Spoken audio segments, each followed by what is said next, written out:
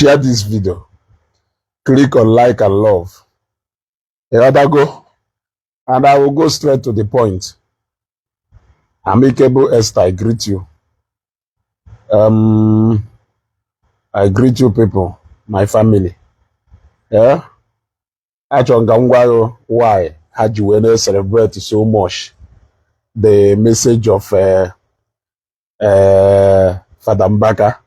But before then, let me take you back a little bit back to what happened on Facebook a long time ago, not too long ago, because all the last year at this thing mail go. Now, if I remember, at the height of criticism against Evangelist Ebuka, where almost everybody was leveling all manner of allegation against Evangelist Ebuka. At that time, we Ijele Nando, a lot of them, Pararam Mock News, name them, there were a lot of them alleging a lot of things against Evangelist Ebuka. That day Ebuka came one day on his live Zion program where say, now all the bloggers say G Afaye will apale ego in a negative way. That na go kpawe ego ahụ na Facebook kwụwa ụgwọ ahụ kwụchasịcha ụgwọ ahụ n'ihi eji wee treat kidney failure, something like that. Did you or do you remember the reaction enweta from some of these ndanokita na celebrate message Father Mbaka? A lot of them, they were all over Facebook. Haneti, Kelonyo, Owuchukwu, Nka, judgment should be left for God. On a take the laws into his hand. They no pastor call or not suppose he didn't die. On anu ziri onwe yogo. This one, no ya hapo go kachuku no yogo. They were saying all manner of things. Hey, what I go? Then, when Evangelist Ebuka spoke about his critics, where go even when before her, they were all over social media, everywhere hand on a meeting home had they discuss if Evangelist Ebuka. I heard one more message here. I will block you here. They got to go. Monthly payment you can never make your entire life. I don't need any distraction. If you drop any comment here again, I block you. You will fake account. Yeah. That will give you fake account. They got to go. Now, Father Mbaka will put a message about Ogechi. Hanchani nene shiazie nanka. She should go and apologize. Ebele some of you na emelumo. Honestly, when I look at some of you, I pity you. You don't even know why I pity you. When I look at some of you, I pity you. You don't even know why I am pitying you. Let me tell you, these are people now being on Facebook. Look at somebody to catch so mama. So kwa Ogechi nyaje apologize to Father Mbaka for what she said about Father Mbaka. How many apologies kachi so mama ye to Evangelist Ebuka for always coming online? For always coming online to insult him every single day. Even today, she dropped a video about Evangelist Ebuka. Ebuka, Ebuka gono. That is what you see when people fail to live by their own standard. That is why what you see when people fail to live by their own standard. Can you tell me a prophet na Igbo or a man of God na Igbo humiliate go to people who humiliate Evangelist Ebuka? They want to go. Solomon ko Chineke kpọọ ọkụ ebe a. Chineke kpọkwa ọkụ ebe a hatụrụ. Zuzu usebe apụọ iso. Anụ ọfịa. Zuzu ka m blọk ọgwụ ozugbo ka Zuzu usebe apụọ. Sebe apụọ iso. Pokwu usebe apụọ iso. Ewu. Ngwa. kpọkwa use ebe a pụọ iso atụrụ ayada akpa afa Fada Mbaka ayada akpa afa Fada Mbaka anyhow mana ela ọchọ ụla teta ụla ịkpa ụnafụ bụ ụdị ife ụnafụ bụ ife agwago m ụnụ ọkwa ịma how to achieve peace among the Igbo community na Facebook. The very easy, apart from those people who don't want peace. Okay, my peace, this peace. Onwere onye amaghị ife aye me ude wedo mana maka na isho ho. Efolie, the moment e potara afa Mbaka, not wa di n'isi agbaka. The moment e potara afa Fada Mbaka, not wa di n'isi agbaliye. But they go on every day. Look at Mwikuku, who ran programs repeatedly mentioning the name of Ebukobi anyhow as if Ebukobi umeti. But the moment he otahana lafa Fada Mbaka, he why you turn? Mwejo ajujo say adudungu konye Catholic. Adudungu konye Catholic. E otago? Okay, Florence, before they arrest me, nwunye Ifeanyi Mbaka uno ka usoro nwunye Ifeanyi Mbaka dum ko jere Zion nyaka chi so mama na ndị otu ha na-emeru video kedu ifuru na-emeru video ono na agbagharị ono na agbagheri yotago. So let us proceed now. I'm a Catholic. We all are not Catholics.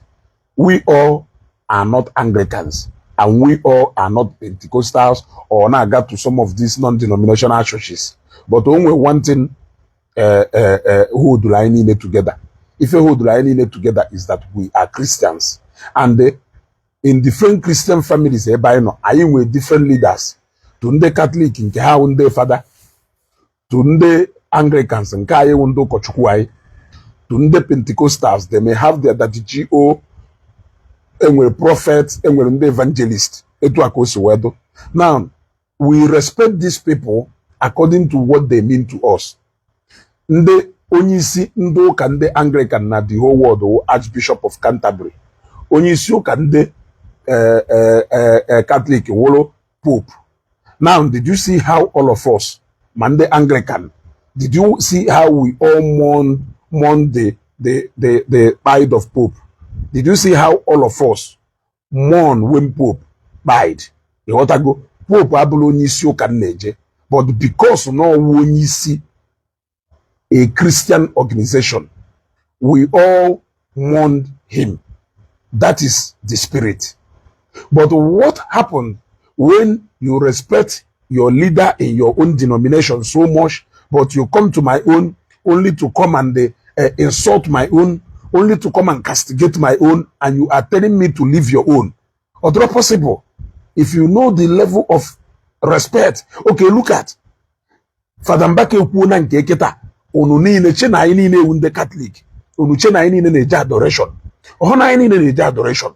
O nwere people who has never sat down one day to listen to preaching of Fada Mbaka. Call one of them me. Not because I don't like him. I love Fada Mbaka. I love him. As far as no a Catholic priest, provided no a man of God, I love him. But anobrum one day, Donna ti preaching ye gay or ti program ye gay or less known gay share on a Facebook afunya a women interest ne ejen gay. Not because no power, not because no draw cord or call. He is gifted. But you can see, he's not one of those people.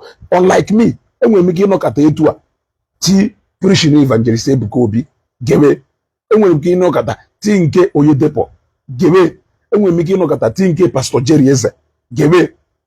That does not mean nankendo zoni ne na how fake. They are not fake. But on that one day, maybe through one way, onye nke mejurobu preaching ye, egwegumbo apostle salesman also.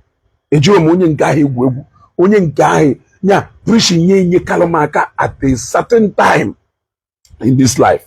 Then once in a while nnọkwa ana mejekwa na page that Ephraim o nwere reason kpatara nji eje na page that Ephraim. A what I go? On will page. Hope you don't have time for other things because 24/7 you are here with this and that. Or say chuku jeku. Ofu answer kam menye. Let us meet on the ground. The reality will teach you better. Opono na akuzi reality. Let us meet on the ground. Kamalo busy here na do 24/7. What you are able to achieve with it.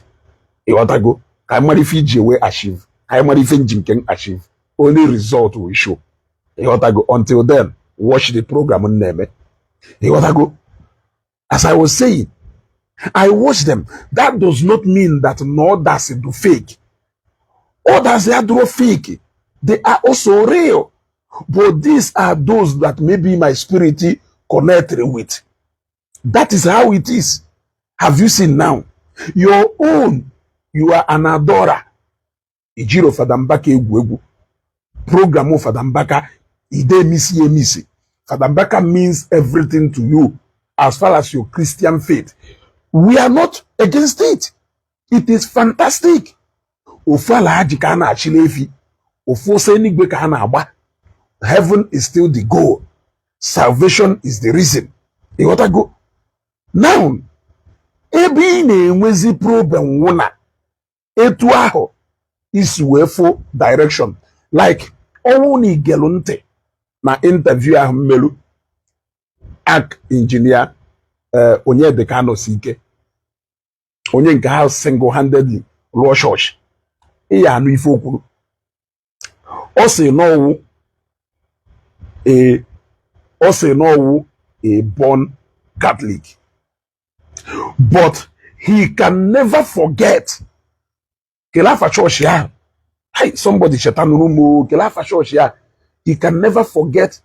Hey, Kelafa church ya. Church Pastor Obueri Kogono. Kelafa church Pastor Obueri ya.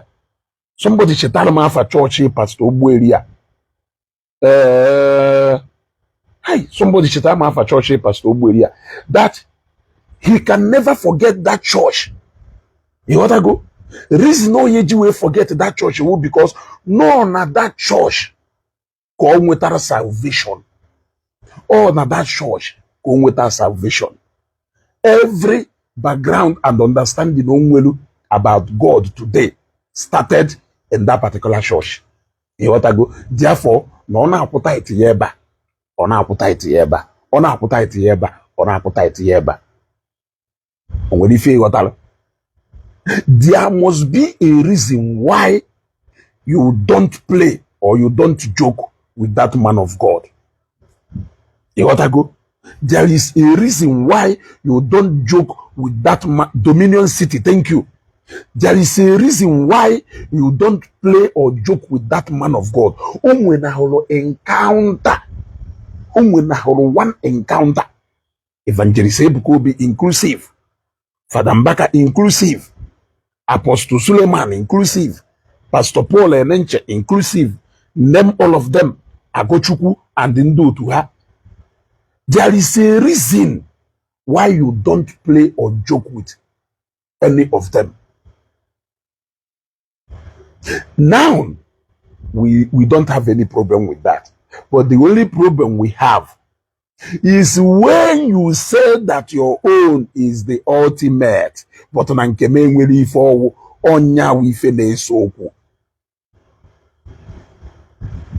I watch people who come every day to call Evangelist Ebuka all manner of name of recent on Facebook. And will any man of God that has been insulted, that has been dragged. In fact, some of you delight pleasure in insulting him. The same honor ijiwe pale Evangelist Ebuka, provided na that anointing do not see ye. You did not, you ignored it. You ignored millions of people who are seeing God through him.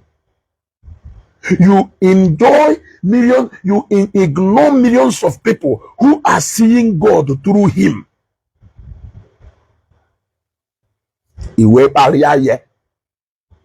Now, the same one ijiwe pari Evangelist Ebuka ki ijiwe cho keno sande balele Fada Mbaka ogo, because na Fada Mbaka awegbe iji ejogo. You need mercy of God upon your life.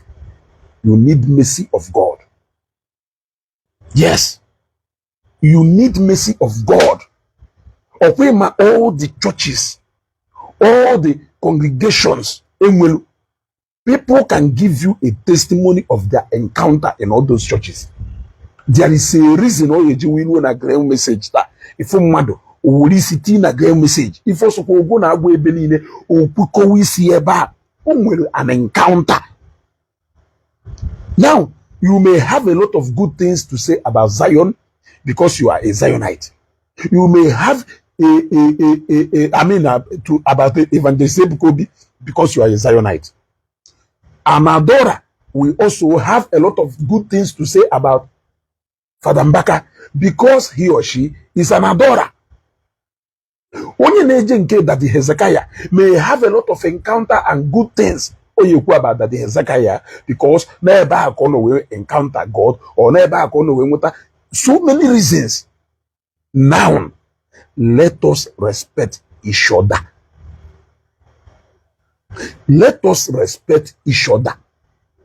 Even mgbe ebudo ndalo, even mgbe enwelu leakage, a leak of a voice note from a WhatsApp group where Ebony son was planning to cash out with Afe Bukobi by leveling a grievous allegation against him.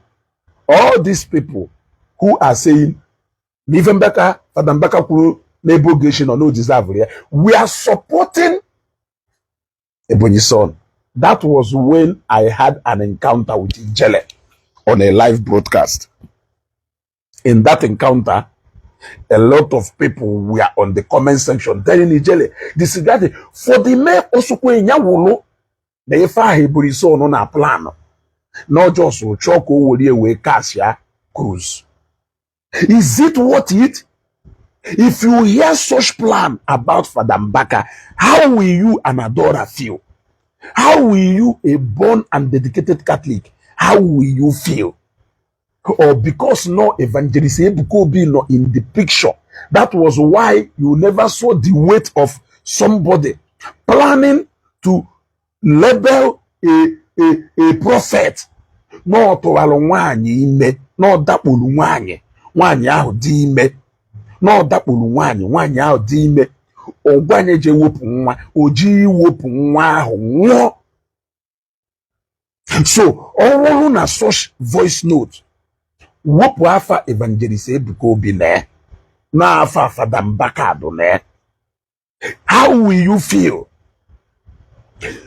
No Ogechi kwuru na Fada Mbaka kwuru nde dibia ụgwọ ka ha bịa testify ya na Zion. Keri ife dị iche na ife ahụ Ogechi kwuru na ngụnwa kwuru na evangelist Ebukobi kwuru kelafa this lady ụgwọ. Kelafa ya nwanyị abịa nye testimony. Kelu ife dị iche na ngụnwa kwuru na evangelist Ebukobi kwuru Lovet ụgwọ. Ka Lovet wee bịa na arrange no. Were you there?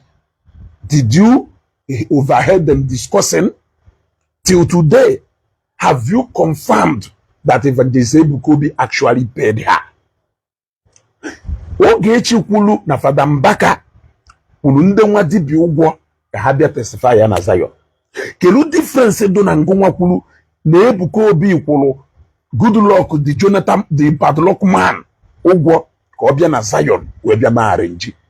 Do you know how many arrange you have accused Evangelist Ebukobi of paying people?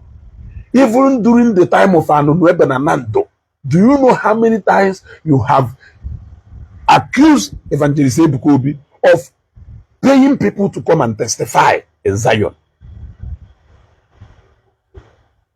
How many times? That is why I can never stand with you people. I can never stand with you people because you don't live up to what you say. You want to go? You don't live up to what you say. Today, everybody is saying, Ogechi should go and apologize. Ogechi should go and apologize. Do you know how many times you owe Evangelist Ebuka Obi an apology? Do you know how many times? I live my life on zero emotion. You want to go? I live my life on zero emotion. And that is me. If Ogechi chooses to apologize for whatever reasons, I don't even know why she said what, but if she chooses tomorrow to go and apologize to Mbaka, it is her decision. I keep saying that. But the fact of the matter is that what makes you different from Ogechi? I am asking you, what makes you different from Ogechi? Even at the comment section of the video I made in the afternoon, you were still there insulting Evangelist Ebuka Obi, even when I was the one who made the video. I was the one who made the video. You did not see Evangelist Ebuka Obi talking or saying exactly what I'm saying. You still left me. You went and you started insulting him again. You supported the jelly for insulting and calling and even threatening the entire family of Evangelist Ebuka Obi. You supported him when he was arrested the same way Ogechi was arrested. You were there demonstrating and saying that it is freedom of speech. You were saying that why Ejiwe arrested Ijele, no intimidation. I want to know the yardstick Ijuweku Nijele deserve to be arrested, but Ogechi deserve to be arrested. I want to show you people why Ndi Igbo can never get it right na Facebook until the day we decide to throw away emotion and use our senses. If you condemn something, condemn it in total.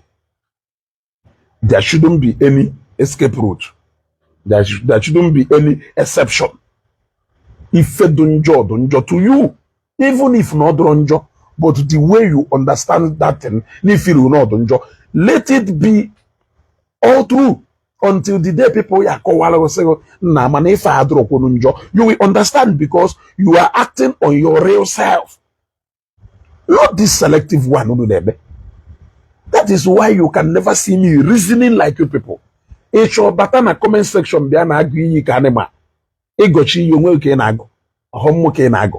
as a matter of fact, I took a decision yesterday.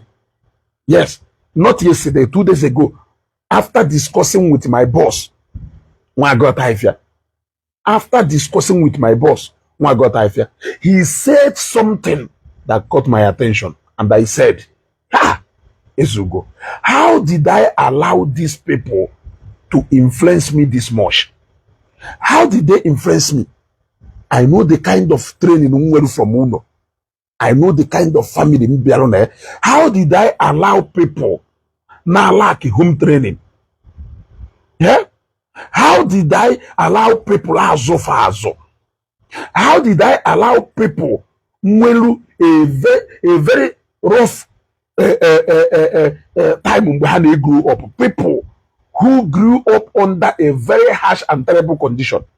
How did I allow these people to influence my life this much that I'm putting on Facebook? Is this really who you are? Are you not seeing that these guys, through their characters, that these guys, through their actions, it seems like they are beginning to influence you? After speaking with Nwago, I took a decision. What is that decision? That decision in take is that henceforth, if I bring up a topic to discuss here, if you come to my comment section, wherever that you don't have anything to offer, but you only get here to come and show us how you were trained, the kind of family you came from, the kind of upbringing in with, I will block you. I will block you. That is the decision I have taken. Because gradually, they are going to corrupt you with their bad manners. Anyhow. The fact is that They always want to come against anybody who is exhibiting the same character, the same threat like them. You see? So, you agree again, I block you. That is the only way I am going to maintain who I am. I love being who I am. You want to go? I love being who I am. When I go to Ezugo, you should also stop so and so thing. Do you know who you are? You are this, you are this. If the moment you realize you want to go, say, why will I allow these guys to drag me to their level? Now you see the level they are. Evangelist Ebukobi kwuru maka the critics ndị na-akpọ ya afa na level all manner of allegation against him. Wee kwuo n'ego ahụ ịshụta na Facebook n'ihi eje wee je gwọ ọrịa kidney. They all came after his message. Now, wee gwakwa na ife Fada Mbaka kwuru na Ogechi wụrụ na ọyọ biko lamentation will be has nka kwuchasịcha ya that her predicament has just started. Since anyị kwetalụ na okwu onye amụma enweghị mgbagha, since we are celebrating that okwu onye amụma, I want also for us to also celebrate the fact, share the fact again that Evangelist Ebukobi said that you na-akọcha Zion taa, ngwunwa na-akọcha Evangelist Ebukobi taa, na ga-emecha na ị ga-abịarịrị Zion. Of course, you should know that what will bring you to Zion, it is not something that is good. Ne also Chukwuma condition ya no we bute Zion.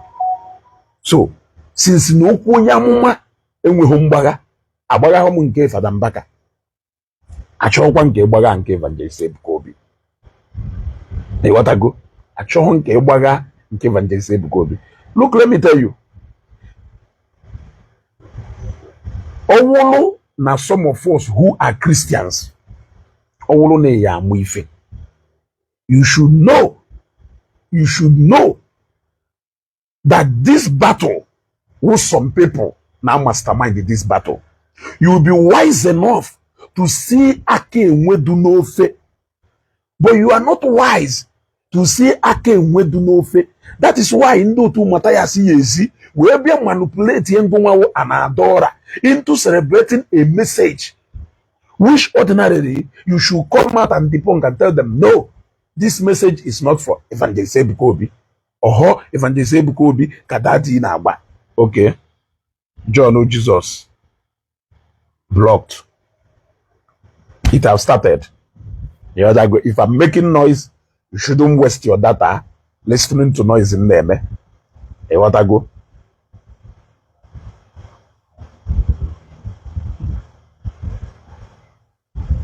Hey, what I go? Hey, what I even know?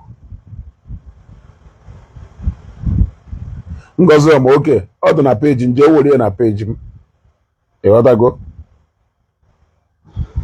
What I go? So, ọwụ na ngụnwa wonye ụka, just like Nwikuku, for instance. Just like Nwikuku, for instance. You allowed yourself to be manipulated by the people you should be up against. You failed if ake nwenofe. The people who shared that message, Fada Mbaka kwuru then, were mostly Matthias followers. We were trying to clear the air. You joined them, thinking that you are defending Fada Mbaka without knowing that you are solidifying Matthias Nandotwe. You people failed to see ake nwedunofe.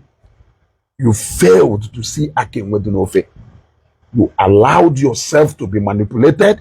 Do you honestly think that no Sokwenya Worona adoration Enugu will millions of followers? Do you know that Zion also have millions of followers?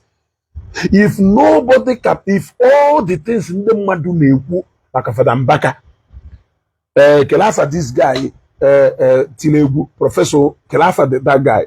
That guy, Tiri Mbaka, why? A lot of people. Ntu esi ana afa Fada Mbaka, esi ana afa nke Ebuka Obi. Etu esi ana afa Fada Mbaka, esi ana afa Evangelist Ebuka Obi. I don't know onye gwalogo. I don't know onye gwalogo that the greatest thing you could have done is to turn that message into a certain direction with the people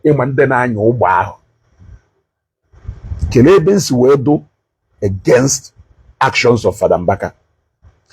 Then was that Fada Mbaka knew what was happening at that moment.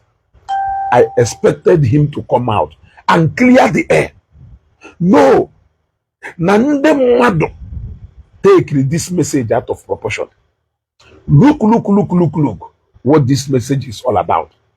It will take you nothing to clear the air. I keep on saying it, and my stand is final. Look. I heard somebody change mind them. Also, where the whole world will not fall upon each other. One them, if I have not got one on ya, I'm telling you the truth. Or we must stand the man. If I have Facebook that time, I still maintain that stand till tomorrow. Yes, the heat is more from Reverend Father Ogechi Mbaka. You can deal with it. If you don't want to deal with it, that is your business. That is your business. I am not so much interested in his activities. Yes, I love him. But the fact is that he knew who we were up against. He knew what was happening. He knew that Christianity is under great favor by the men of the underworld. Yet, he allowed his message to be used as an instrument against the church. Because let me tell you, if you think that it is against Evangelist Ebuka Obi, you are lying. You are lying. Those people too cannot spare Fada Mbaka. Yes. Those people too. Matthias is said, thank you very much. Matthias said worst things against Fada Mbaka. Matthias said worst things against Fada Mbaka. He heard the light of Africa. Said worst things against Fada Mbaka. BBC Tilegu said worst things against Fada Mbaka. Why are the words of these people being neglected? Why is Ogechi's word being held down? Is it because Ogechi is being associated to a certain ministry that is perceived to be a rival? Why should there even be a rival among brethren? I'm asking you. Why should there even be all this rival, this faction, even among Christians? Are we not supposed to be ashamed of ourselves that the people we are fighting against finally recruited us among us to be fighting against each other while they take the glory? Shouldn't we be ashamed of ourselves? We used to be united na Facebook against a particular cause. Not until they used us against us. And today, the rest is history. I don't care. You can keep looking for Ogechi's head. And are you different from her? Why are you so much insistent? When will Matthias ever apologize to Fada Mbaka? When will he hear the light of Africa? When will they ever apologize to Fada Mbaka? BBC Tiri Mbaka, why? When will BBC ever apologize to Fada Mbaka? Do you know how many people that Mbaka needs an apology from? How many people? It is Ogechi, because she is perceived to be associated to a certain ministry. What a shame. It is very shameful. I'm telling you the honest truth. If not that, Namusi from a very solid Christian background, and I cannot do certain things because I know where I come from. It would take me nothing to align with Matthias. I guess all these things, I have to be honest with you. If not that I know who I am, and I am convinced in what I am saying, because I am saying what I have encountered. First experience, Obrona call. If not because of when I remember my mom, I remember everything. If not because of that, I'm telling you the truth. The people we were up against, united against, a message came and divided us. The least Reverend Father Ejike Mbaka could have done was to clear the air. You people misunderstood this message. This message is not for so and so person. It was a neutral message channeled at people who are doing this. Yes, that is it. There will be peace and we will move on. That message divided us and turned us against each other. And up till today, Father Mbaka can hit more on that particular message. Still building mountain on that particular message. When people say you are jealous of Evangelist Ebukobi, swallow it because your character speaks so. I am not Ogechi. You can bully Ogechi into come and apologize. I can't because I know what I'm saying is the truth. On that particular message, you are wrong. And you keep persisting on that. You have never for one day cleared that doubt. Clear that doubt, leaving ego, leaving personal differences. I don't know if there is any. Yes, it will take you nothing. If you say Evangelist Ebukobi is your son, you should treat him as one. You can't say he is doing competition with you. You equal a message in a critical time when you know now that young man not up against a lot of things.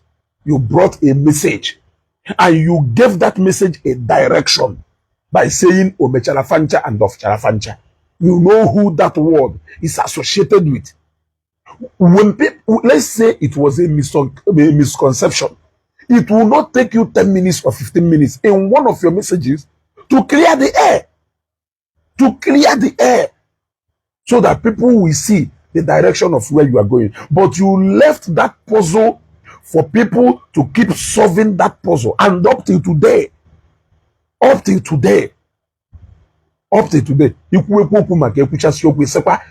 fake and what is fake cannot last.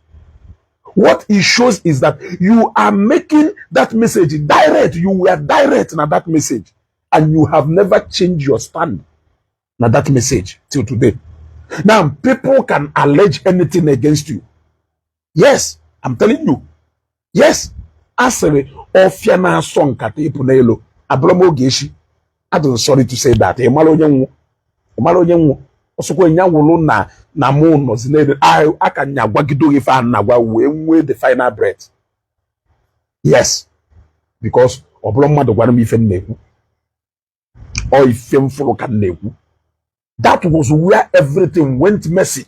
Everything was good until that time. Eh? Oh, go do no we finish go na Evangelist Ebukobi.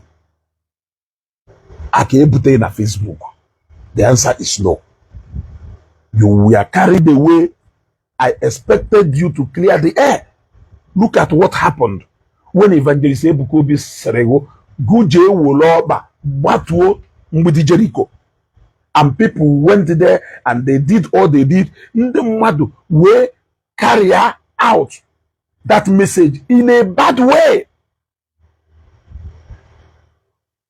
We carry here in a bad way. Evangelist Ebukobi, knowing the damage that misconception people know in that message will cause between him and in the mountain of fire.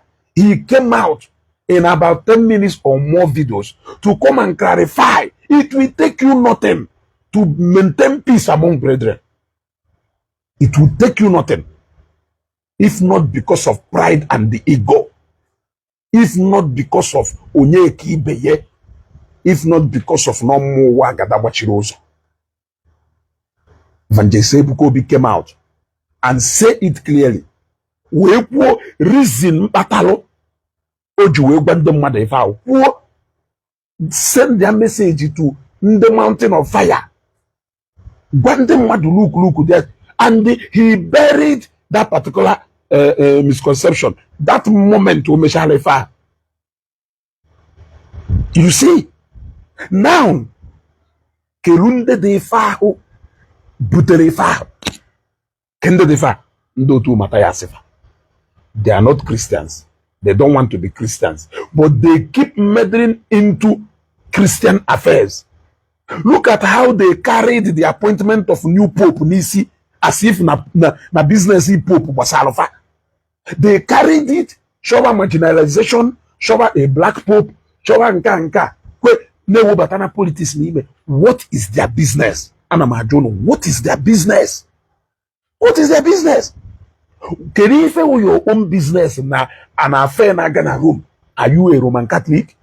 Even if you are a Roman Catholic, ụfọdụ n'ime unu sịrị na unu adazi eje ụka. Unu sịrị na unu ada ejezi ụka. Keri ife consign unu na-enwe a black pope. Esịrị na ụka ya na n'ala Igbo. Yet ị chọrọ a black pope. A black pope ahụ ya ụzi onye. Ọ kwesịrị na ụka ya na. The area with a Christian understanding the people who are putting this trouble. Some of you who claim to be Christians and you are against Ogechi, they got you sheep. How with sheep? Because if they keep infiltrating themselves into every organizations. And they infiltrate everywhere. During the time of Okwuluora, they came in simply because Okwuluora shared a testimony confirming the prophecy of Evangelist Ebukobi upon him and the fulfillment of that prophecy. That was the beginning of Battle Okwuluora. That even during the COS, some people failed to judge fairly. They started judging from the point of na ona zondoka, no ona zondoka, no ona zondoka. Therefore, they don't even care whether he is innocent or not. He became guilty automatically. If you or gawa into so many places. Now, the crime Ogechi committed Nebefano because no Ogechi identified with Zion. They now have to spark up hatred between the adorers and the Zionites. Because those people who shared that Mbaka message more, 90% of people who shared that message or who started making stories about that message are all Ndome and Abuzo Kwasino. Go to their pages. What we raised was a concern. Now, when Father Mbaka blew it out of proportion, that was when other people reacted. You can't wake up and they brand a whole ministry like Zion fake. You can't do that. Go to Facebook and drag Winners Chapel. Drag Adeboye to the point you don't drag Evangelist Ebukobi. Your body go tell you. Your body go tell you. The fact that some of you disregard the words Matthias may use. Matthias openly called your fathers, Catholic fathers, Ofandori. Senande Bishop Wundori. Sena Father Mbaka Wonyori. He said it. And you think Matthias, who openly denounced Christianity and Christ, Dokasia Bible, Bayoko, deserve to be going out without mother that boy hafa. But Ogechi, who said she's a Christian and is even fighting, no matter how you don't like her, she is still fighting for the name of that Christ. Yes, we are all Christians. We may have different characters, but the fact is that she is fighting to protect and defend the name of Christ. He decided Ogechi, but you disregarded what Matthias said. Sometimes Ogechi, Ebukobi, other people became even more of your challenge as a Christian, career Matthias. That is why when I look at people like Ebel Damina, when I look at people like Father Angelo, when I look at people like Father Nwebe Joy and the rest of them, I laugh at them. When I see people insulting them, I don't hold people back. Do you know why I don't hold people back?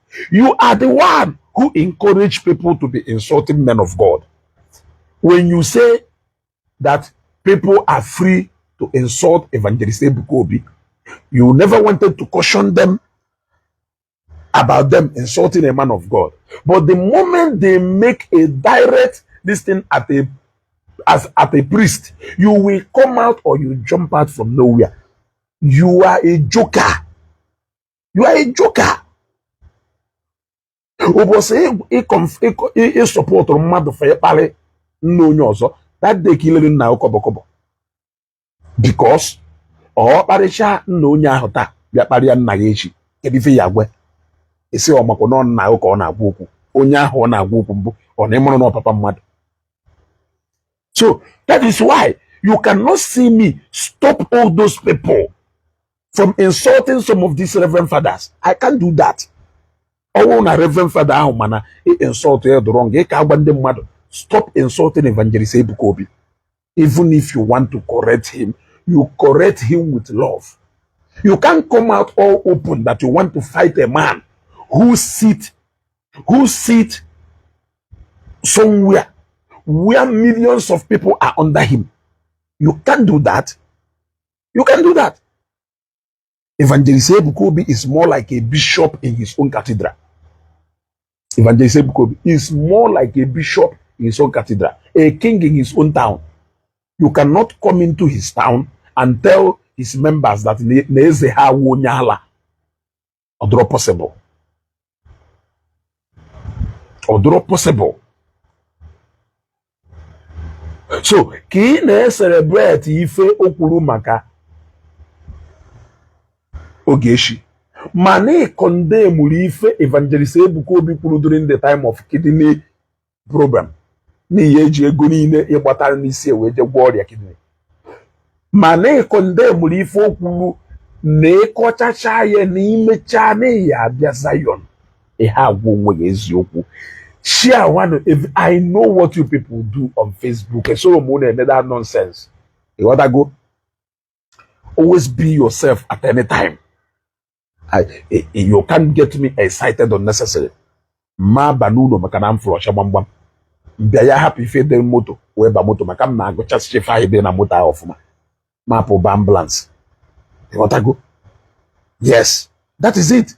Look at the one who say na he believe on spirituality. Look at the one who put that this world is physical and not spiritual. They are also trying to create panic, to create tension with the same video for the Mbaka Melu. Simply because the name Apollo na that video wa Fafa TV. Hey, what I go? Now, ndo mena na buzo kwase na onwu. A divide go onwe ha. 60% of people who are supporting Miriam Justice today and ndo mena na buzo kwase na onwu. 80% of people who were against Okuro Raden unduzo kwase na onwu. 80% of people hate Ogechi unduzo kwase na onwu. Ụfọdụ ndị ọzọ wozin they do too emotional, like those adorers do too emotional, and they were carried away to entangle themselves in a battle they don't know how it started. Only a Christian, you should be careful the way you take your actions or act, because you are sending signal. You are sending signal. Yes. How can you come to tell us that na onye gwalụ Fada Mbaka okwu ya regret ya onye gwalụ ọ bụrụ na ịma na onye regret ya malụkwa na ngụnwa gwara Evangelist Ebuka Obi okwu ị ga-regret ya. Evangelist Ebuka Obi were professionals and the people. I also heard Fada Mbaka who say, you think I don't have legatim? I have legatim. My brother, all those things. You are the person who is giving people aka haji apalego.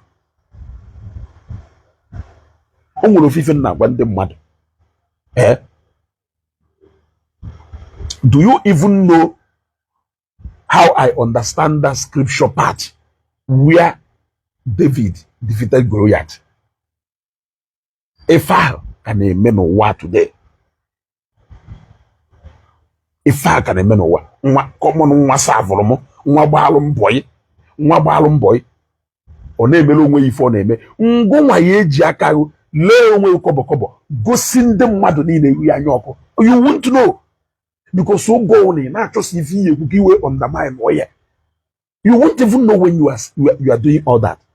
Look at anywhere Fada Mbaka want to say anything about it. He must make reference to something he made a malon Evangelist Ebuka Obi Konawa. Now, how do you keep responding to a man who has never called your name directly?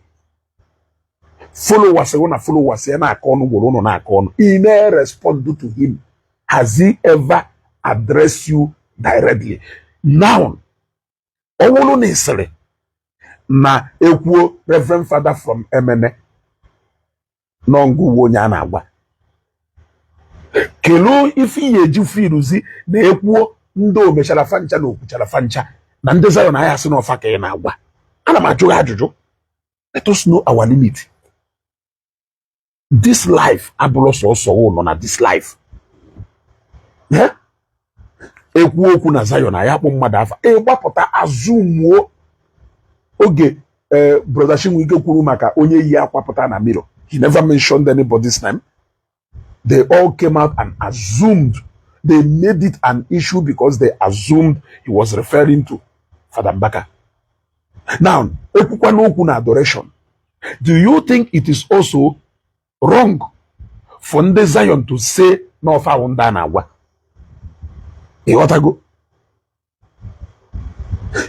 Is it wrong for Evangelist Ebuka Obi to also assume no nya ka na agwa?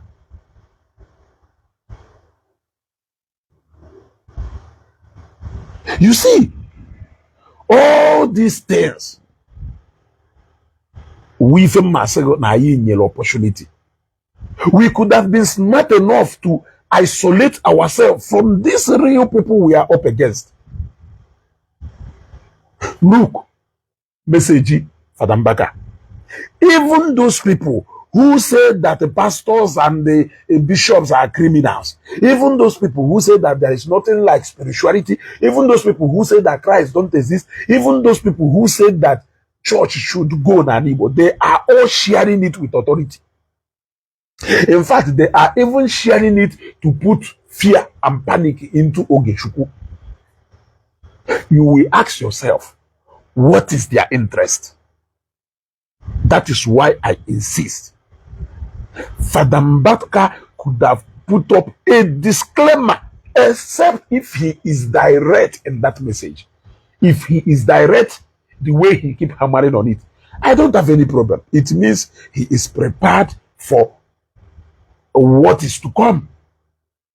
Yes, because that was when, for the first time, even people who cannot talk to him started talking to him. Even those people who hold him in high esteem, they started belittling him. Yes. Your members are clapping for you the same way the Zionites are clapping for Evangelist Ebuka Obi. The same okwu ahi na-ekwu maka Ogechi. Na-ekwu hallelujah, amen, ndị mmadụ.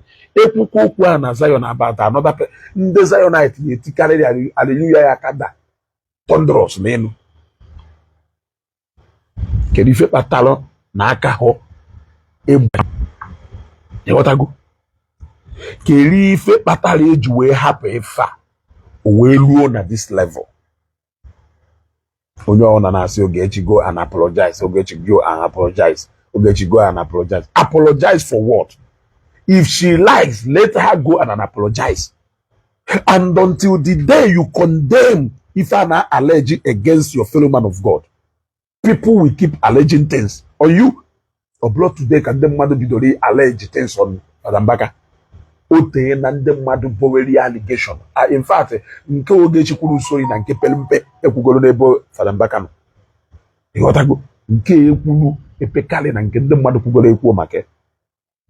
If not because Ogechi is being associated to a particular ministry, it will not even, Fada Mbaka will not even pretend as if no there. Yes, he has heard once more worse than Ogechi, yet he pretended like he did not see it. He even told you, I egg a good message in the Madushial. Ebo neku na ni first ko gu neku make no nwe oki neku na nyanwe nwe do time reply to mad. I have seen videos of his where people shared it. Now, why is Ogechi's own Juwenweta this kind of attention? Is because Ogechi is perceived to be associated to a rival ministry. Now, why we add the apology as a condition? We add the what? No, ye wonye zili ye. Why? Why did we add the apology? Add the what? No, ye wonye zili ye. That is to show you. No, because they perceive Ogechi associated to a certain ministry. Is it supposed to be like that? Is it supposed to be like that? Let us tell ourselves the truth. On when no, ndo tu matayasa. We now manipulate you no na dane no na zonye. If you evangelist ebuko be deserve ka insult oye. Manya omente na no ho na akpari Fada Mbaka. Full stop. And if you expect me to reverse what I have said, you are a joker. You're supposed to remember maybe on Facebook as since you were better. May today. I won't even do it tomorrow. On that particular thing, Seloku between Zionite and Kai Flanya, Amoma and Kaya Flanya. Fada Mbaka metaroye. Let us say the truth. And he keeps repeating the same thing. Each time it becomes so annoying. It becomes so annoying that where you are trying to caution somebody for slandering your name, you are also putting another person's image on check. You are also trying to build something against another man. You are also leveling something against another man. But you are upset about what somebody said about you. Yet you are trying to prove to people that somebody is fake. And the only time what is fake is fake. Who can only refer to what is fake? I am asking you, who were you referring to when you said what is fake is fake? You are still hammering on that first message in you, that very first day. Yes. Kane melu nagono melu. E what go? Carry etua his well of Mbaka, your Mbaka. Can the other person's well of Evangelist Ebukobi. Etua is well of Evangelist Ebukobi. Konye nke Papa J is well of ye. The same thing with the Apostle Paul and Enche. The same thing with Pastor Paul and Enche. The same thing with Apostle Johnson Suleiman. They can do anything to protect the name of that man. They can do anything. Okay. Also no nyeka. Ngwano. Wise man. Bye. You got to go. Respect my boundaries. Let me respect your own boundary. You can't tell me onyeke wo eda akpo afa Fada Mbaka like that. But you can call the name of Evangelist Ebukobi anyhow. These people were millions of people from different careers. So when you said who were you referring to? Because we know when people say legati, we know the ministry they are referring to. Ofia na so nkata epulelo maka na ofia opuelo nkata ba n'ime sukwenya wala aja ofia ndị mmadụ ya akpala elu ba na aja ofia je kpala elu na aja ofia.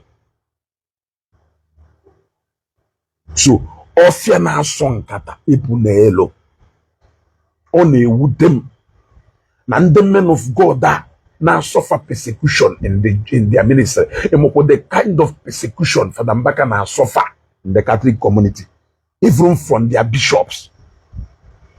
Yet, he doesn't see the persecution another man is passing through. You don't know that the same persecution in a pass through won't evangelist because being a pass through. He will an instrument. An instrument. Yes. An instrument. We all respect you. But you can't go after a man who is loved by millions of people. You may have a lot of things bad to say about Mazen Nandekano, but one thing you cannot take away from him is that known with millions of people who love him. Now, when you want to deal with such people, you have to be careful. When you want to deal with such people, you have to be careful because you are not dealing with just one person. You are not dealing with just one person. You are dealing with a group of people. The other go.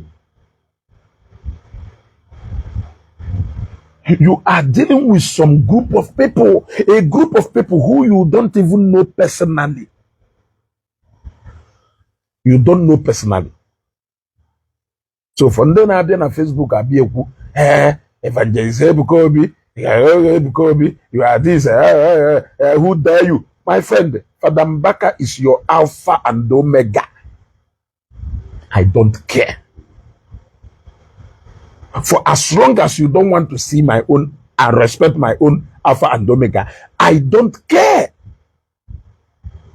The same way as we want evangelist Ebuko be fake, members here disregard here because they know why they believed in him. That is why Ejwe Ona Father Mbaka fake to the point that na BBC jewe gwegu.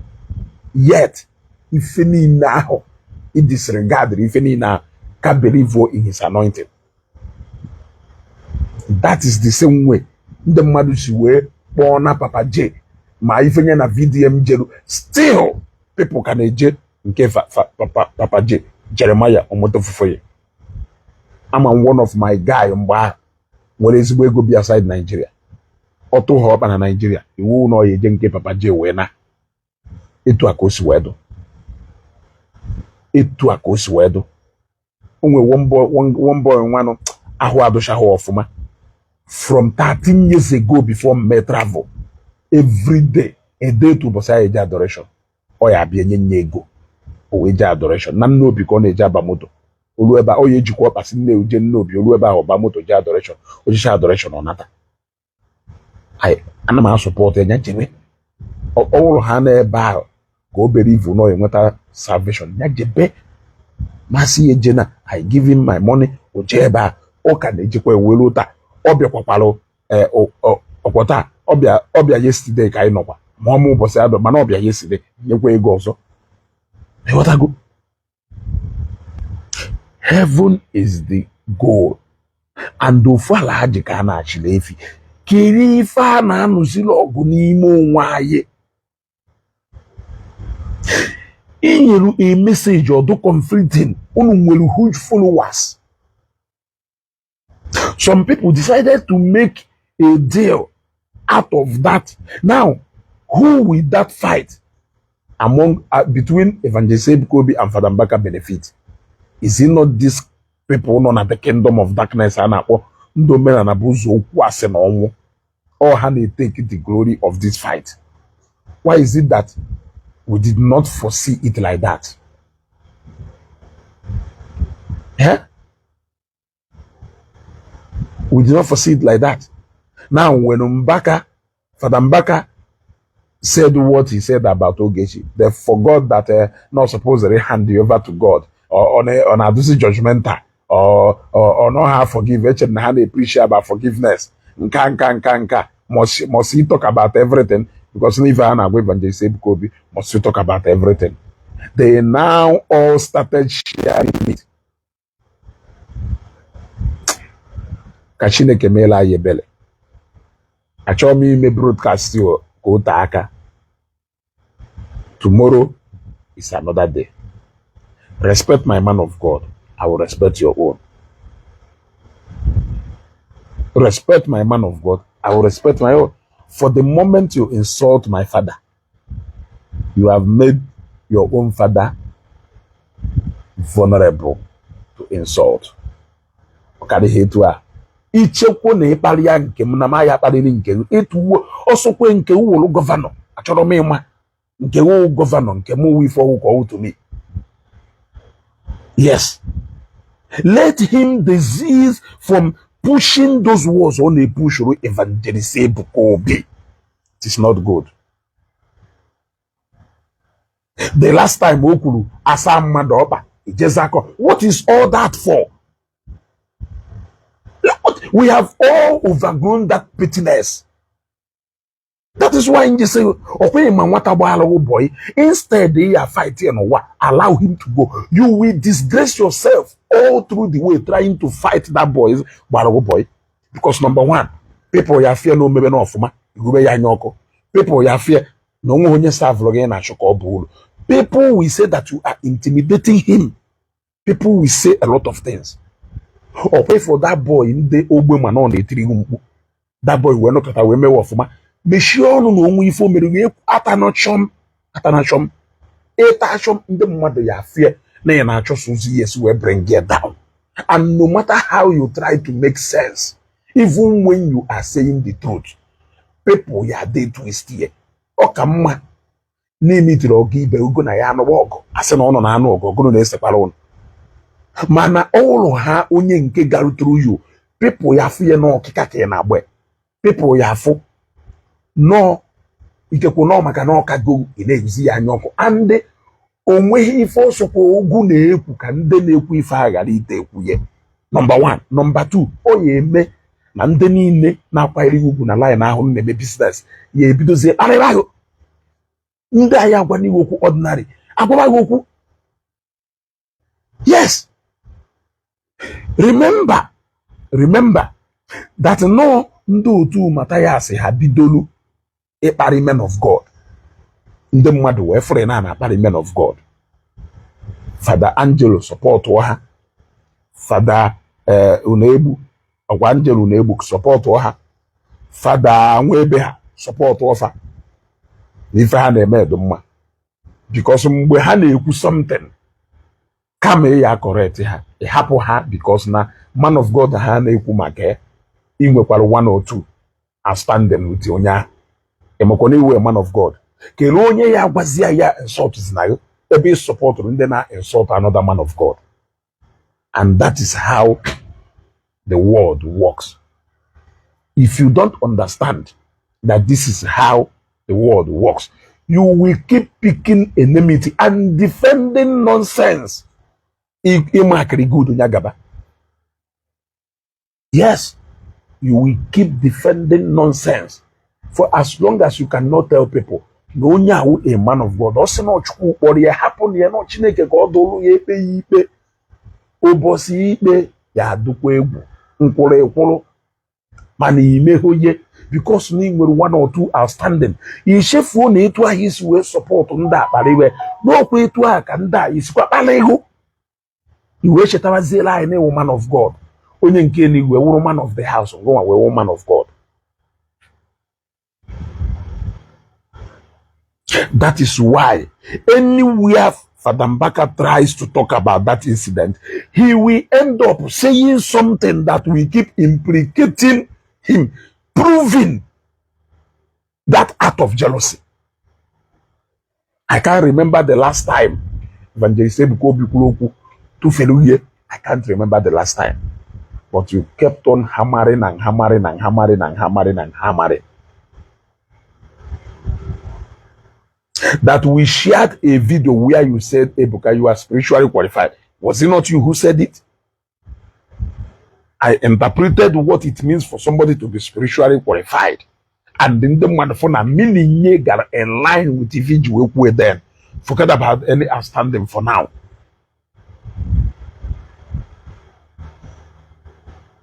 Forget about any outstanding.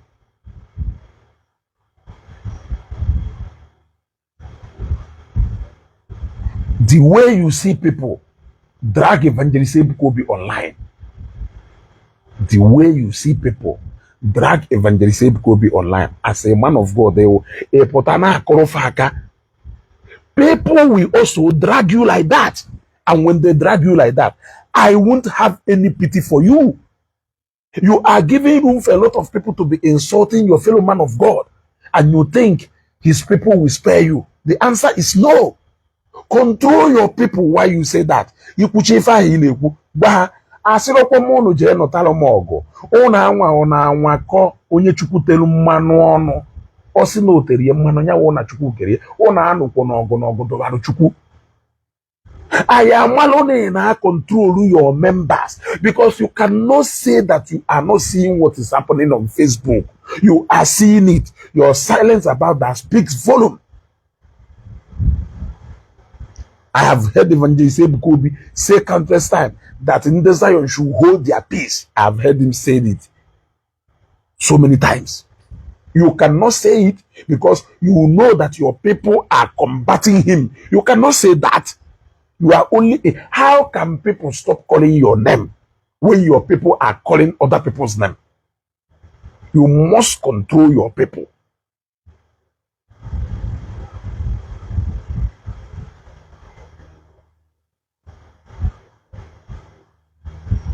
You what I go? Okari here to act. If any suku onwobere ife, mana who is going to go up? Even if Ogechi end up apologizing to you tomorrow, even if Ogechi end up apologizing to you tomorrow, do you think you have achieved anything? You have not. Do you think you have achieved anything? You have not. Yes, you have not. What if I achieve? Because we know that the special interest on Ogechi is because of Zion.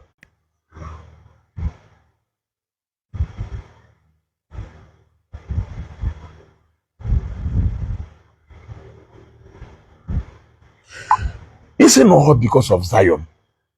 I want you to repeat the same words against Matthias. After all, Naaman Matthias is the real man who is against Ifenina Neme. Say it about it, Matthias.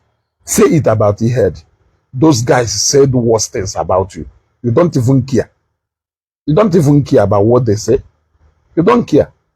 I know you don't care about what they say because there is no interest at all. If also but Ogechi will outstanding battle do. Choke wurunka we the fact that no happen they bring your names to the mud. These are the people who removed the immunity to our phone and people started insulting men of God anyhow. These are the people who are gradually pushing to the end of your call. These are people who keep telling them no to fake. But the way you people disregard them only to pay attention to unnecessary and irrelevant things. Concentrate and waste the time on irrelevant things. It is so appalling. It is so appalling. It is honestly so appalling. And anog ogunimo onwe ojolo njo sikaria nkakwunis ojolo njo sikaria nkakwunis. I will end this broadcast. Tomorrow is another day. Eshinine will still continue on this particular issue. But one thing on for sure, as you share Father Mbaka's message to Ogechi, I want you to also share Evangelist Ebukobi's message to you. 1, 2. For as long as you keep insulting Evangelist Ebukobi as an adorer, you cannot help Father Mbaka from people insulting him. I have to be honest with you. A lot of people now call Evangelist Ebukobi on na-ekwu na Zion Ministry do fake ije na Facebook ha ifo na ha ji ifedima Father Mbaka we mee DP ha ga na their profiles ifo na ha woman adoration 100%. Why do o nwere nke pụtara mgbe ahụ na-aba mba maka ife Ogechi kwuru maka Father Mbaka ma na eplelu video ebe ọ nọ na-akpọ Evangelist Ebukobi ejemeje. Ọ na-afụbụghị ife ana m aga n'oge aha azọ oji ọfịa na-asọ nkata ebukwo n'elu maka na ọfịa ahụ pụọ elu nkata baa n'ime.